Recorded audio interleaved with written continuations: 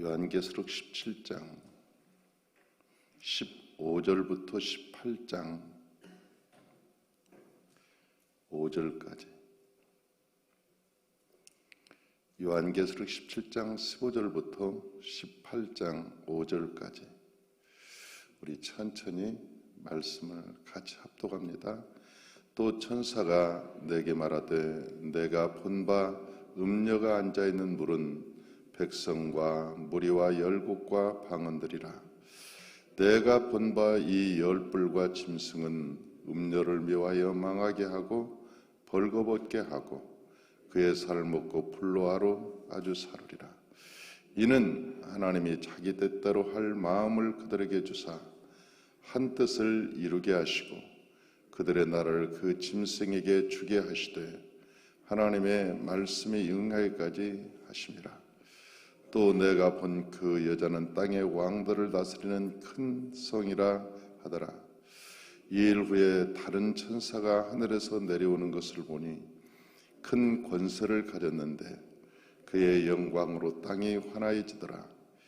힘찬 음성으로 외쳐 이르되 무너졌도다 무너졌도다 큰 성 바벨론이여, 귀신의 처소와 각종 더러운 영이 모이는 곳과 각종 더럽고 가증한 새들이 모이는 곳이 되었도다. 그 음행의 진노의 포도주로 말미암아 만국이 무너졌으며 또 땅의 왕들이 그와 더불어 음행하였으며 땅의 상인들도 그 사치의 세력으로 치부하였도다 하더라. 또 내가 들으니 하늘로부터 다른 음성이 나서 이르되 내 백성아 거기서 나와 그의 죄에 참여하지 말고 그가 받을 재앙들을 받지 마라. 그의 죄는 하늘에 사무쳤으며 하나님은 그의 불의한 일을 기억하신지라. 아멘. 할렐루야. 주님의 은혜가 저와 여러분 가운데 오늘도 충만하시기를 주의 이름으로 축원합니다. 17장에 이어서 18장 계속되는데 16장은 대접 재앙, 그러니까 이 세상에 하나님의 심판, 7 대접 심판, 그래서 16장에 계속 대접 재앙이 다 쏟아집니다. 17장에는 음녀에 대한 심판, 18장에는 큰 성 바벨론에 대한 심판, 그렇게 나타나 있습니다. 16장은 대접 심판이라고 해서 그냥 온 세상에 아마 화학전이나 방사선이나 핵전쟁이나 뭐 이런 다양한 것들이 말세에 나타나면서 이 지구에는 사람이 살 수 없는 환경이 되는, 도저히 사람이 이제는 더 이상 이 땅에서는 살 수 없게 됐다 하는 그런 마지막 하나님의 이 대접 심판이 있습니다. 그런데 그 심판이 어떻게 이루어지는가, 어디서부터 시작되는가, 그러한 것들이 17장, 18장에 구체적으로 나오는 것이죠. 우리가 첫째 대접을 쏟을 때, 첫째 천사가 대접을 쏟을 때, 둘째 천사가 대접을 쏟을 때 그게 굉장히 간단하게 나옵니다. 그런데 17장, 18장에는 굉장히 자세하게 다뤄요. 그 열불과 7머리가 어떻게 될 것인가, 또한 그 음녀가 누군가, 큰 성 바벨론이 어디를 말하는가, 매우 구체적으로 다루는 장이 바로 17장, 18장이라고 그렇게 말할 수 있습니다. 그래서 17장에는 그 음녀가 누군가, 그 17장에는 딱 얘기하고 있습니다. 그건 큰 성이다, 큰 도시다. 음녀라고 하는 것은 큰 성, 그 땅의 왕을 다스리는, 그러니까 땅의 모든 대통령, 지도자들을 다스리는 도시더라. 그렇게 보면 우리가 세상 왕을 다스리는 도시가 어디겠어요? 유엔뿐이 더 없겠죠. 유엔이 있는 곳, 그렇게 얘기할 수 있겠죠. 유엔이 있는 곳. 그러니까 우리가 미국 뉴욕 정도로 생각해야 되지 않나 하는 그런 생각이 드는 것입니다. 앞으로 미국의 유엔이 있는 뉴욕 같은 경우는 심하게 세계 모든 나라들이 함께 모여서 아마 하나님을 대적하는 그 모임을 갖게 되고 하나님을 대적하는 데 하나가 될 것이다. 그렇게 생각이 드는 것이죠. 미국도 이미 좌파로 60%가 좌파로 모든 미국의 사상에 흘렀습니다. 미국이 기독교 국가입니다. 기독교 국가인데도 불구하고 이미 그들은 좌파로. 그래서 세계 최대 부호였던 빌 게이츠가 중국의 신약 개발에 어마어마한 재산을 투자하고 또한 그런 마지막 이 세상에 사회주의로 가야 된다고 공언하기도 하고 그가 세미나를 하기도 하고 그러니까 저 빌 게이츠라고 하는 사람이 세계 최대의 부자라고 얘기하는데 그런 사람들조차 이미 네오마르크시즘으로 그들이 변질되어 버렸다는 것을 우리는 알 수가 있는 것이죠. 그러니까 우리가 생각하는 공산주의 그러면 러시아나 중국을 떠올리기가 쉽습니다. 공산주의가 무너졌는데 목사님은 왜 자꾸 공산주의라고 얘기할까? 그런데 여러분 공산주의가 칼 막스가 말했던 그 공산주의는 완전히 무너졌습니다. 언제 무너졌냐면 레닌이나 스탈린 그리고 모 대통령에 의해서 자행되는 수많은 살상 그리고 그들이 실시했던 여러 가지 정책 이런 것으로 인해서 완전히 멸망했습니다. 1800년도 되면 저 러시아로부터 시작해서 1991년 이쪽인 동구권까지 완전히 무너져 버리고 말죠. 그런데 이 공산주의가 무너지기 전부터 공산주의 안에서는 이 공산주의가 잘못됐다는 운동이 일어나고 있었습니다.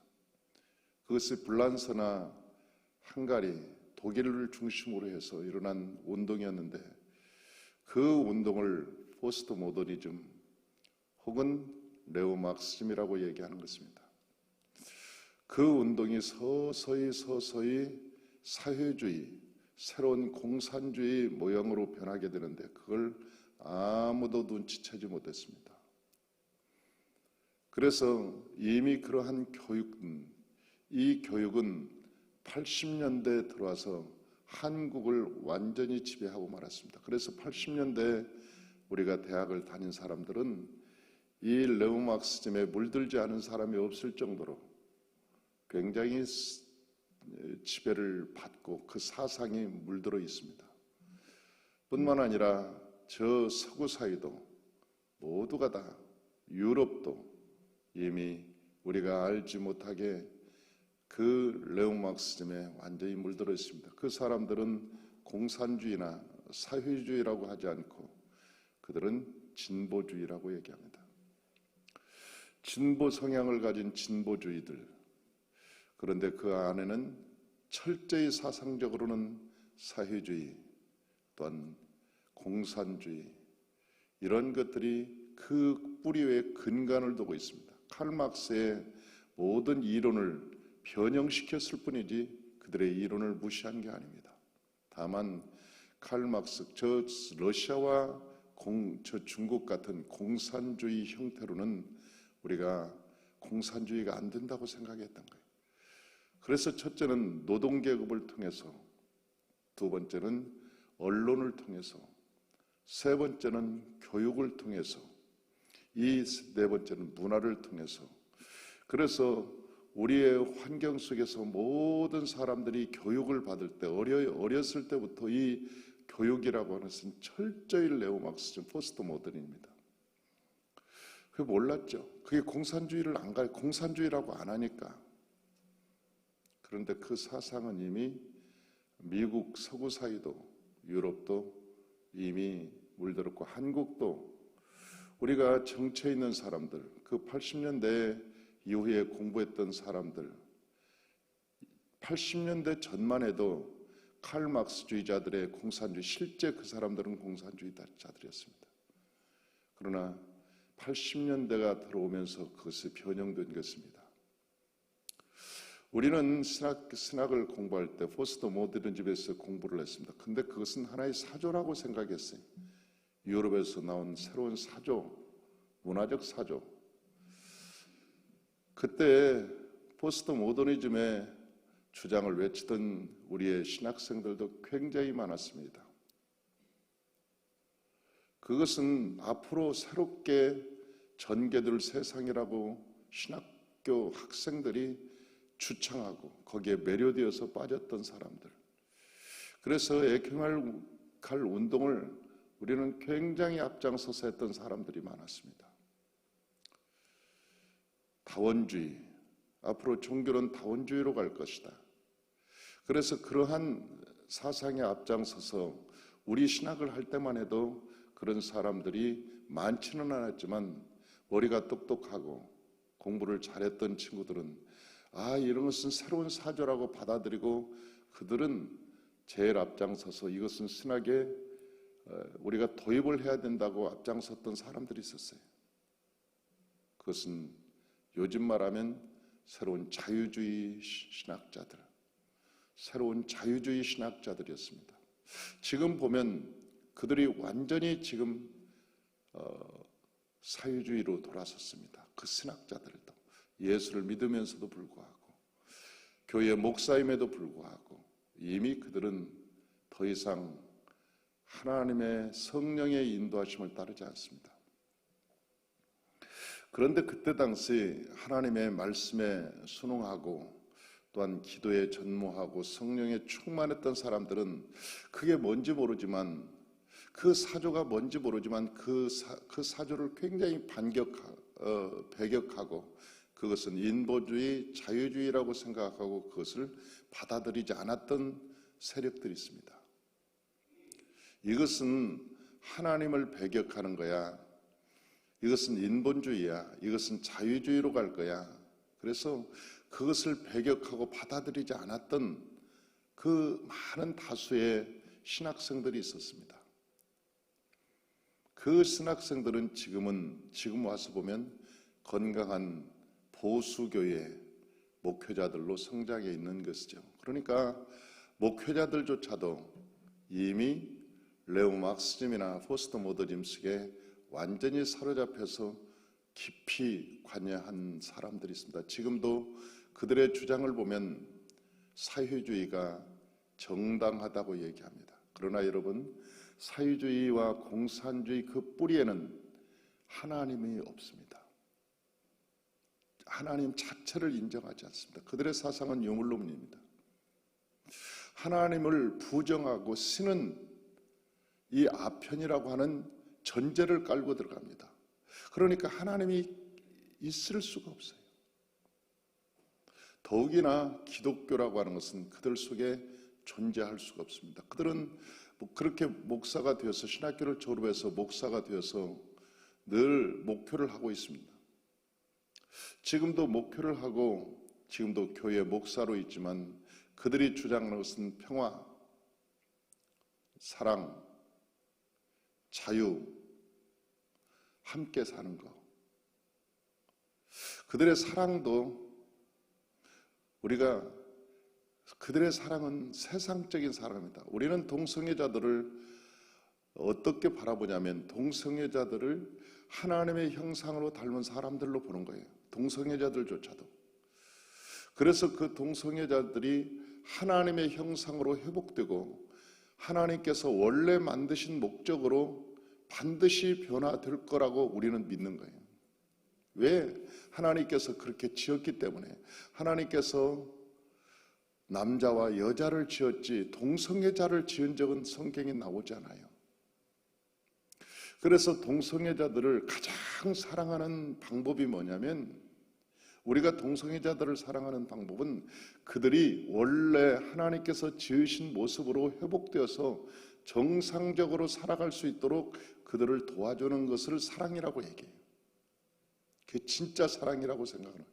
그런데 하나님을 모르는 사람들, 인본주의자들, 자유주의자들, 목사이면서도 불구하고 하나님을 못 만난 사람들은 그 동성애자들을 보호해주고 그 소수의 인권들을 그들이 인정해주고 그들이 동성애할 수 있도록 마음대로 문화를 만들어주고, 그게 사랑이라고 보는 거예요.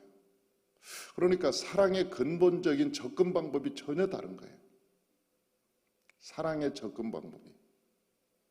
우리는 근본적으로 사람을 사람답게 살게 하는 것이 사랑이라고 보는 것이고, 그들은 그냥 죄 지은 거 어떻게 하냐. 우리가 못 고치는데 그들이 마음대로 이 세상에 살 수 있도록 그냥 보호해주고 지켜주고 그냥 넓은 아량으로 인정해주고.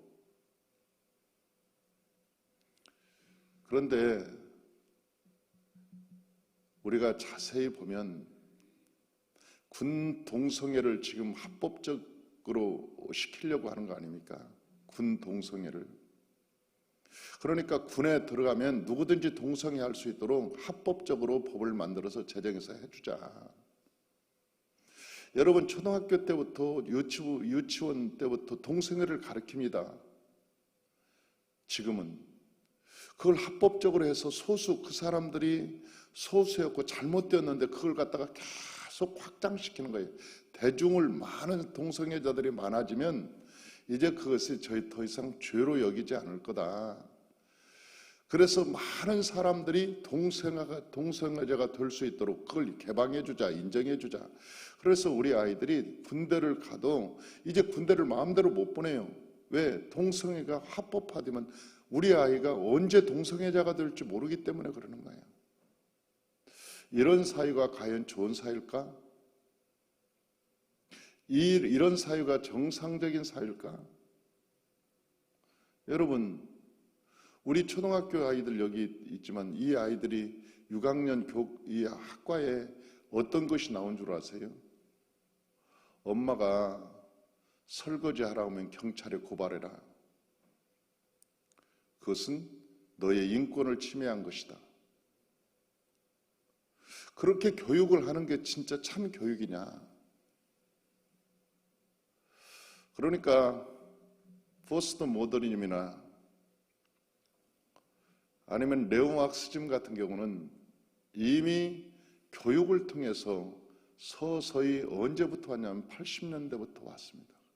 깊이 그 교육을 받은 사람들은요, 그 뿌리채, 정말 하나님 만나서 우리가 성령 받지 않으면, 하나님 만나서 성령 받지 않으면 자기가 가진 지식과 사상과 거기에 매몰되어 있어요.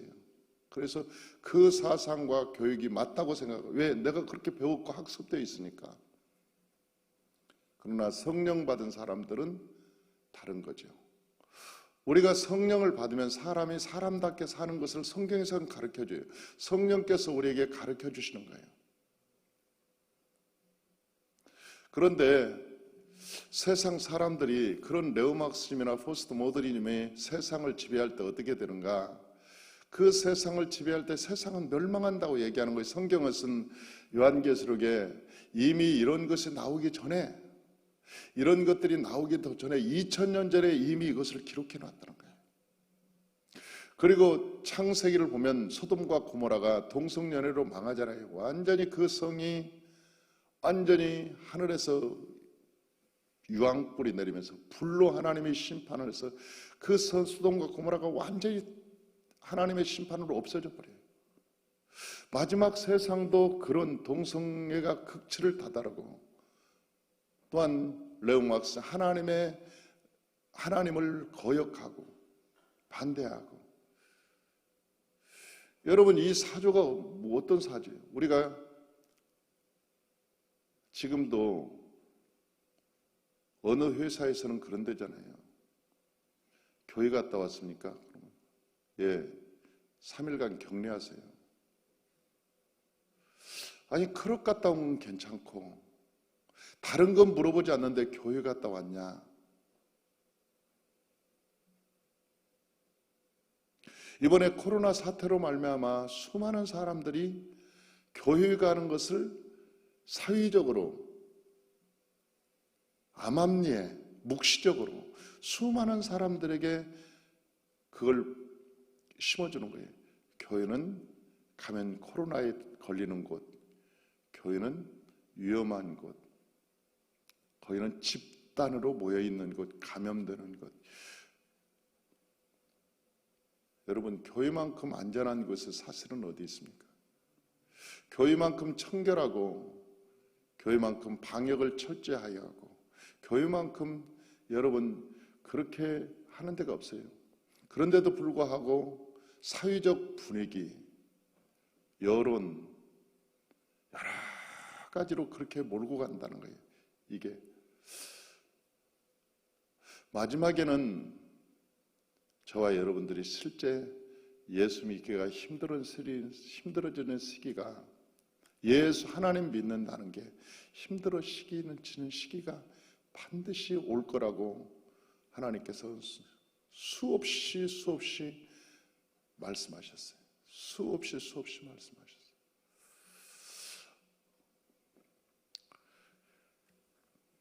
이 세계가 결국 하나가 되는데 2020년 6월 제네바인가요? 종교 통합 선언을 하죠. 2020년 올해죠. 다음 달에. 이미 그 선언 작업은 오래전부터 해왔습니다. 그러나 결정적으로 언제 시작됐냐면 2017년부터. 그래서 2020년에 이것을 통합 선언을 하게 되어 있습니다. 그러니까 앞으로는 불교든 유태교든 천주교든 기독교든 유교든 힌두교든 이슬람이든 다 이번에 그 교황하고 천주교하고 이슬람 대표하고 이미 사인을 다 끝냈습니다. 기독교도 이미 다 끝냈습니다.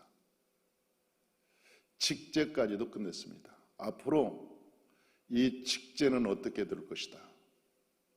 옛날에는 교황이 있고 그 밑에 추기경이 있고 대주교가 있고 주교가 있고 신부가 있고, 그런 천주교는 그런 직제를 가지고 있어요.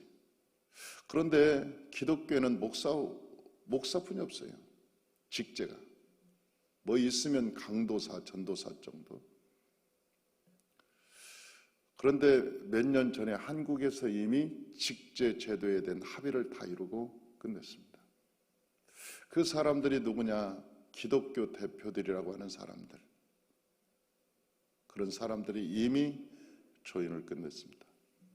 성경에는 마지막 시대는 모든 종교가 7대 종교로 세계가 하나 될 거라고 얘기합니다.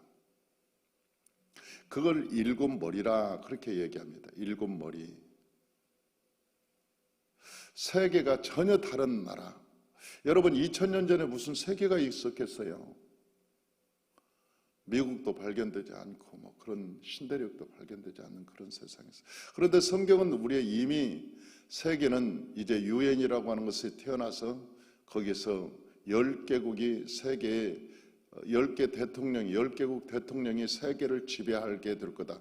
그들이 결정하는 것에 따라서 모든 것이 이루어지는데 10개국에서 한 대통령이 나올 거다. 그걸 갖다가 통합대통령이라고 부른다. 그 통합대통령이 세계의 모든 결정권을 가질 것이다. 종교는 7개로 축약이 될 것이다. 그리고 모든 종교는 다 통일이 될 것이다. 그리고 그 종교의 통합 대표가 나올 거다. 그런데 그 결정짓는 곳이 유엔일 것이다. 그걸 성경에서는 음녀라 그렇게 지칭한다. 그렇게 얘기했습니다. 그러니까 10뿔 7머리. 계속 요한계시록은 10뿔 7머리, 10뿔 7머리. 그런데 10뿔은 뭐냐? 전 세계 10명의 대통령을 얘기하는 것이고, 거기에서 통합 대통령이 나올 거다. 그런데 그 통합 대통령은 7개 종단, 7개 종단의 종교적 대표자들을 지배할 거다. 그러니까 10개국 대통령뿐만 아니라 7종단의 모든 종교적 지도자들도 다스릴 수 있는 통합 대통령이, 세계 통합 대통령이 반드시 나올 것이다. 만약 여러분들이 통합 대통령이 나온다는 얘기를 들으면 여러분은 아마 이 세상에 없든지 아니면 그것이 정말 마지막인 것을 알아야 됩니다.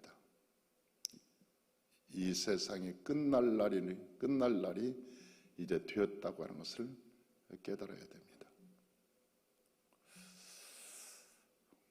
우리가 상상이 안 가는 얘기죠. 어떻게 세상에 이럴 수가 있을까?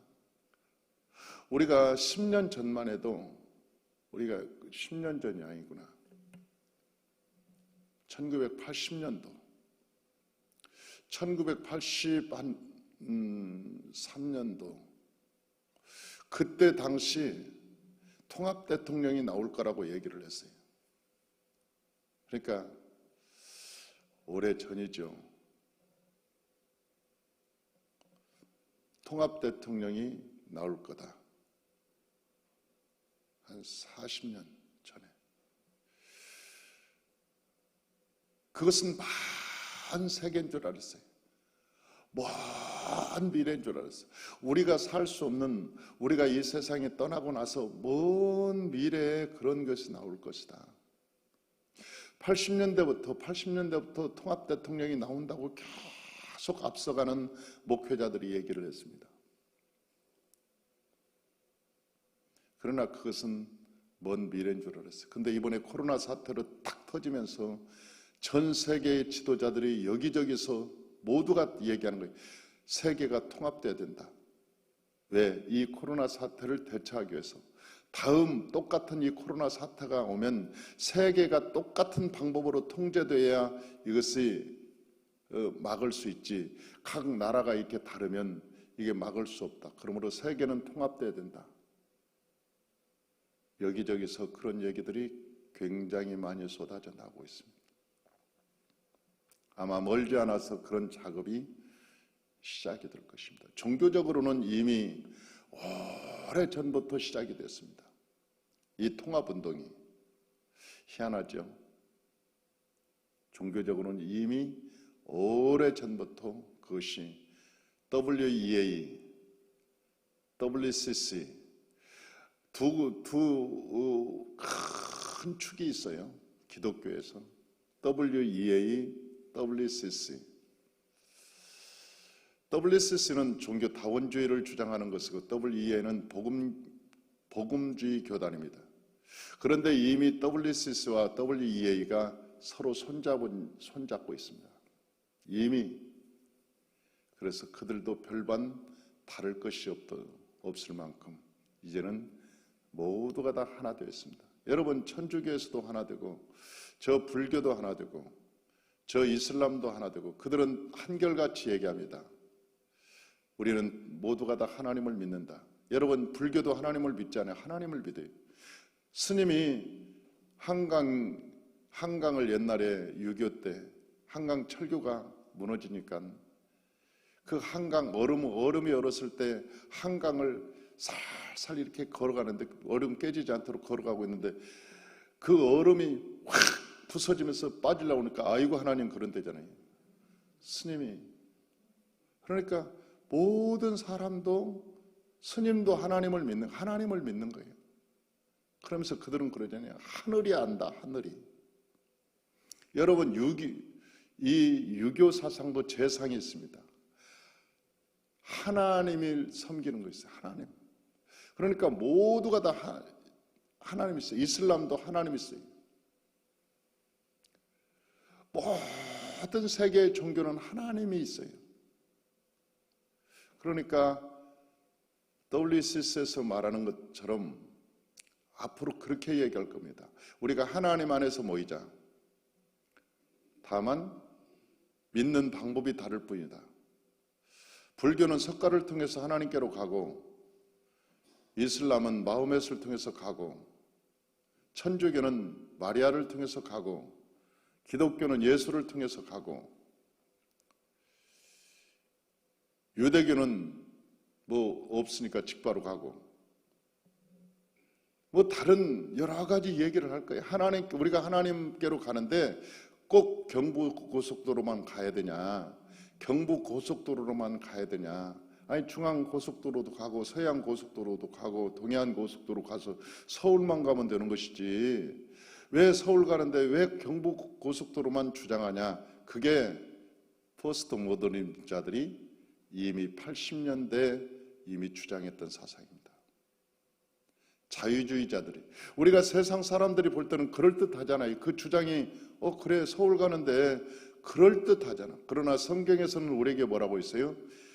예수 외에는 구원받을 이름을 우리에게 주신 적이 없나니라. 성경에 그래서 딱 못 박아놓은 거예요. 예수 외에는 구원받을 길이 없는 거예요. 내가 길이요 진리요 생명이 나로 말미암지 않고는 아버지 하나님께로 올 자가 없나니라. 여러분 요한복음 14장 6절에 딱 못을 박아놨어요. 성경에는 예수 외에는 구원받을 이가 없다고 여러 군데 못을 박아놓은 거예요. 성경에는. 왜? 이단들이 앞으로 생길 것이 너무나 많으니까. 예수님께서는 아셨던 거예요.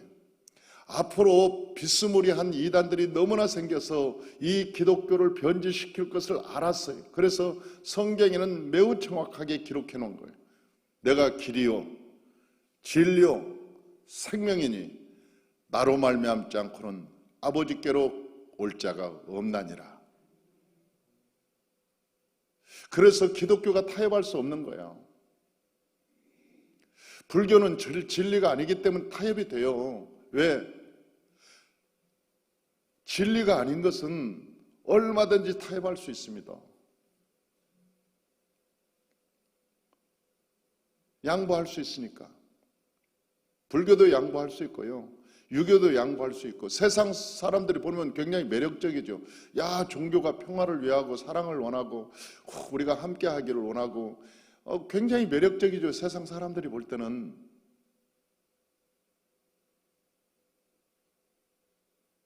그러나 성경은 우리에게 말하고 있어요. 그리스도 외에는 구원받을 이름이 없다. 여러분, 이 세상에서 하나님이 사람의 몸을 입고 이 세상에 유일하게 오신 분이 누구라고요? 예수 외에는 없어요.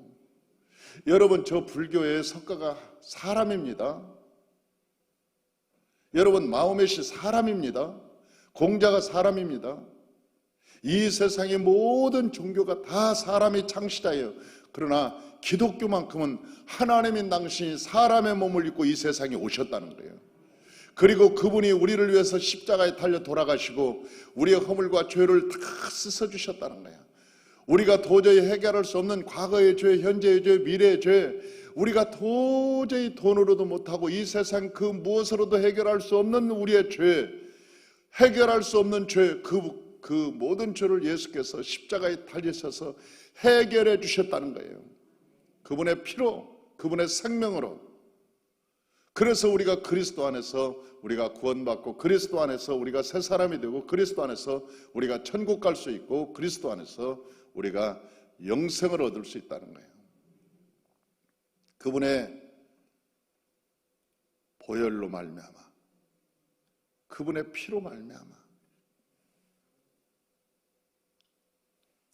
그런데 이 자들이 다 모여서 뭘 하느냐? 이 자들이 다 모여서, 그들이 모여서 예수를 대적하는 거라니까요. 궁극적으로는 아무리 그들이 가면을 쓰고 해도, 그들이 가면을 써도 그들이 모두가 모이는 이유가 뭐냐? 목적이 뭐냐? 결국은 그리스도를 회방하고 그리스도를 반대하고 교회를 핍박하기 위해서 모이는 거예요. 이 세상의 정부가, 세계 정부가 그렇다는 거예요. 가면 갈수록, 마지막으로 가면 갈수록 마지막 말세가 뭐냐? 말세가 교회가 없어지는 게 말세예요. 세계의 모든 교회가 없어지는 것이 말세예요. 세계의 모든 교회가. 성경에서는 너희는 세상의 빛이니라 그랬어요. 땅이 혼돈하고 공하며 흑암의 깊음이 있을 때 하나님의 신이 수면에 운행하시더라. 그리고 하늘에서 빛이 내려왔다. 그러면서 빛이 세상이 밝아지기 시작했다. 빛이. 근데 그 빛이 꺼지기 시작하는, 그 빛이 와서 뭘 만들어요? 에덴 동산을 만드는 거예요. 그 빛이 와서 에덴 동산이 지어지기 시작하는 거예요. 그러니까 모든 세상은 빛으로부터 시작해요. 그러나 여러분, 애굽이 멸망할 때 마지막 재앙이 뭔지 아세요? 흑암 재앙입니다. 캄캄해졌다. 그래서 애굽이 끝나는 거예요. 이 세상이 캄캄해질 때 언제 캄캄해지나? 빛이 꺼지면 캄캄해져요. 여러분, 지금 이렇게 화난 것 같지만 이 빛이 딱 꺼져봐요. 순간적으로 캄캄해집니다. 이 빛이 꺼지는 그 순간 캄캄해져요. 어둠이 어디에 있었을까? 과연 어둠이 어디에 숨어 있었을까? 모르겠어요. 그러나 빛이 꺼지는 순간 어둠이 순식간에 지배해버립니다. 순식간에. 하나님께서 우리에게 말씀하시기를 너희가 세상의 빛이라 할 때, 우리의 빛이 꺼질 때 어둠은 이 세상에 지배하게 되는 거예요. 그래서 예수 잘 믿자는 거예요. 저와 여러분들이. 이 한국에 교회가 많지만 교회가 빛을 잃어버린 교회가 많습니다. 왜 그럴까요?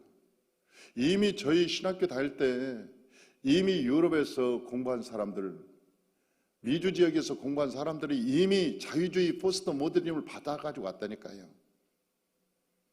레오 막스즘을 이미 받아가지고 왔다니까요. 그들이 매일 우리들하고 모이면 불란서에서 공부를 할 때, 영국에서 할 때, 이런 사상이 앞으로 세계를 지배할 거고, 앞으로 세계는 이렇게 돌아갈 것이고, 그러면서 포스트 모더는 다원주의, 우리가 앞으로 종교는 하나가 돼야 하고, 그래서 우리가 80년도에 감신대 교수였던 변선한 교수가, 여러분, 다원주의, 포스트 모더니즘을 주장하다가 총장직을 박탈당하고 봤어요. 80년대 이미. 그러니까 그 사상이 얼마나 우리에게 짙게 깔려왔는가. 그것이 일반 학교, 일반 대학뿐만 아니고 신학교까지도 이미 그것이 물에 들었더라니까요. 물이 들었어요. 깊게. 우리는 그때 그것을 우습게 생각했어요. 우습게 생각했어요. 그런데 지금 돌아보니까 그 열매가 나타나기 시작하는 거예요. 지금 돌아보니까. 그때는 우습게 생각하고 무시하고, 저런 엉뚱한 이야기하는 놈들이 있나? 그걸 무시했어요. 다수의 사람들이 그렇게 생각 안 했어요. 근데 그 사람들이 주류가 될 거라고는 꿈에도 생각 못 했죠.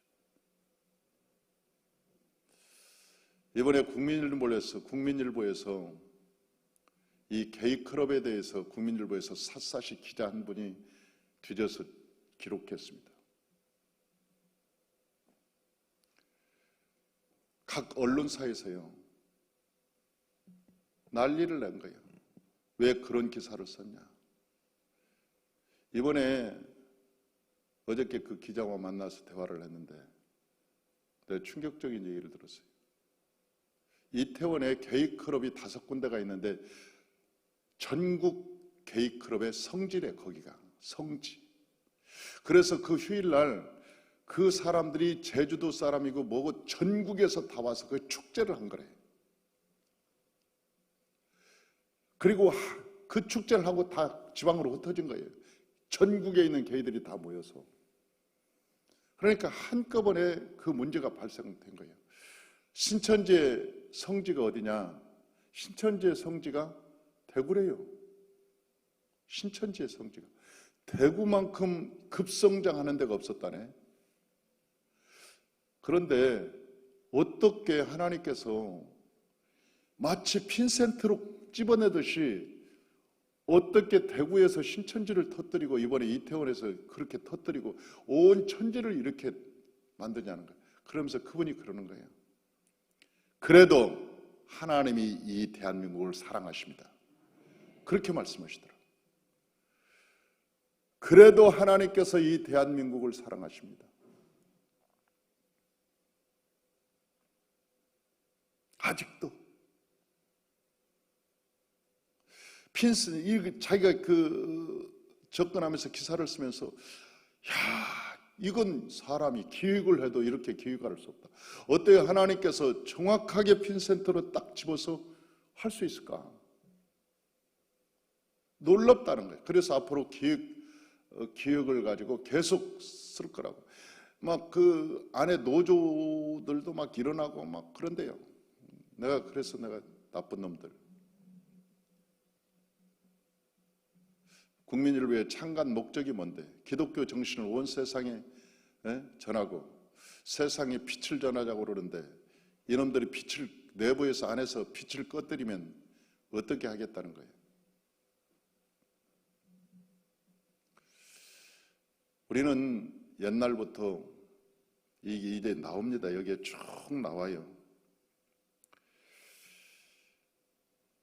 이들이 왜 이렇게 통합정부를 만들었는지, 왜 유엔에서 세계 10개 대통령, 10개국이 세계를 지배하는지. 앞으로는 소수민족들, 여러분 힘없습니다. 앞으로 10개국이 유엔에서, 지금은 안전보장이사회가 5개국인데 그것이 10개국으로 늘어날 것입니다. 그 10개의 대통령 중에 통합 대통령을 하나 뽑고 모든 결정은 거기서 다 이루어질 것입니다. 종교도 7개 종단이 하나가 되어서, 그래서 성경에는 7머리라고 계속 나와요. 7머리, 그 다음에 10뿔, 7머리. 그것이 도대체 성경을 보면 이게 뭐지? 이게 뭐지? 자꾸 얘기하는 거예요.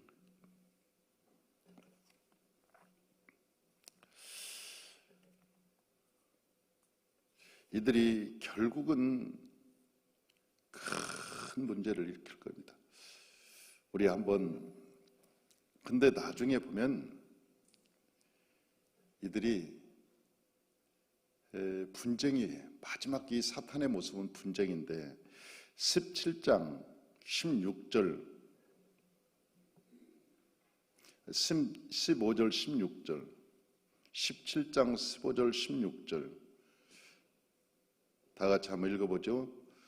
또 천사가 내게 말하되 내가 본 바 음녀가 앉아있는 물은 백성과 무리와 열국과 방언들이라. 그러니까 음녀가 앉아있다. 그것은 음녀가 누구냐? 큰 도시라고 그랬어요. 18절 한번 읽어봐요. 또 내가 본 그 여자는 땅의 왕들을 다스리는 큰 성이라. 그 여자를 뭘로 표현했냐? 큰 성이 여자로 표현했는데, 큰 성이 땅을 다스리는 그 성, 그러니까 유엔이겠죠. 땅을 다스리는 그 성이 여기는 음녀라고 표현되어 있다. 그 땅을. 그 다음에 15절을 보니까 음녀가 앉아있는 물은 백성과 무리와 열국과 방언들이라. 언어도 다르고 사람도 다르고 모든 백성도 다른데 열국이더라. 모든 백성들 그 위에 앉아있더라. 이게 최고의 권세자로 그가 들림받고 있더라. 뽑혀서 앉아있더라. 그런 얘기겠죠. 그래서 16절에 문제가 생깁니다. 16절 다 같이 한번 읽어봐요. 내가 본 바 이 열불과 짐승은 음녀를 미워하여 망하게 하고 벌거벗게 하고 그의 살을 먹고 불로 아주 살으리라. 열불과 짐승이